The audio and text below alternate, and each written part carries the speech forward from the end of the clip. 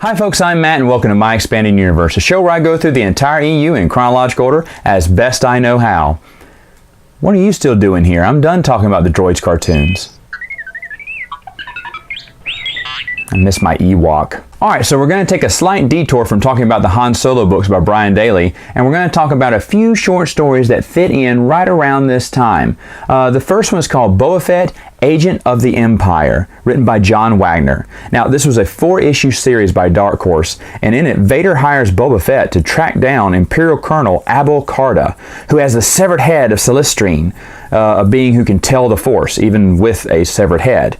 And Vader also sends people to watch over Fett. Now, Fett knows this, but what he doesn't know is those people are also assassins planning to kill Boba Fett once he recovers the Oracle head.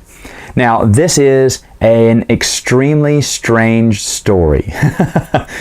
Let it be known, that Star Wars is not afraid to go out into the weird. Not that it's too weird you can't follow it. I mean, it's fine for that reason, but just some of the purposes. It's almost like a Indiana Jones and the Kingdom of the Crystal Skull type thing. Now, overall, I didn't mind the series. I do have a little problem, like, why would Vader want to kill Boba? Because I thought they had like this understanding. I mean, yeah, he's evil. Vader, the Lord of the Sith, can turn on a dime. So I guess I can get that. But still, at the same time, I was like, would that really happen? The story overall is basically forgettable. It's not bad, though. It's not. I need to enforce it's not bad.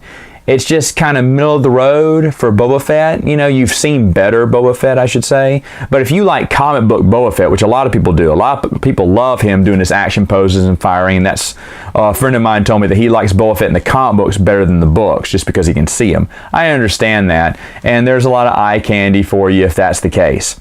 So the next short story is called Han Solo and the Hollow Moon of Khorya by Jeremy Barlow. And this one, Han owes the mob some money and has to work with his old partner, a old con artist, to help him pay back his debt.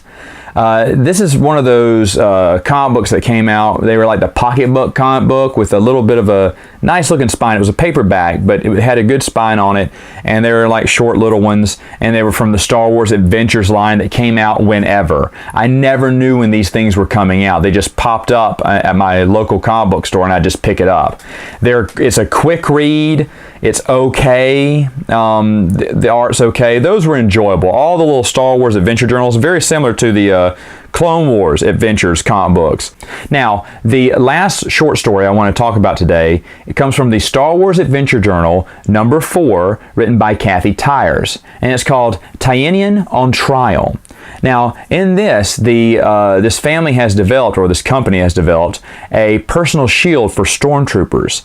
And instead of the Empire paying the family for the rights, of course they're going to take it, and then the family has to make a decision on whether they're going to stand up to the Empire. It's a pretty good story. I know it sounds a little generic because we've heard this before where the Empire's like, why pay you when I can take it? Someone gets too greedy and takes it all for themselves. But we hadn't heard that many of these stories at this time, or at least I hadn't. So again, I think this is another solid Star Wars Adventure Journal story. I liked a majority of the short stories from the Adventure Journal. I thought they were just so fantastic.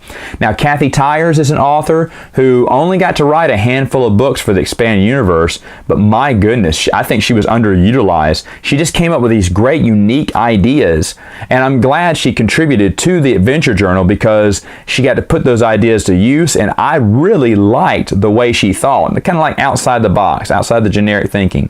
A personal shield for stormtroopers makes sense, right? Their armor does nothing for them hardly. So why not give them a personal shield, kind of like Dune? So I like the line of thought here again. Kathy Tyers is speaking my language. I'm picking up what she's putting down. Got it? So this one is actually another good story. All the Star Wars Adventure Journal stories, or I should say most of them, are actually pretty good. And this one is, of course, a winner. All right, folks, that is all the time I have for now. I will see you next time with another video.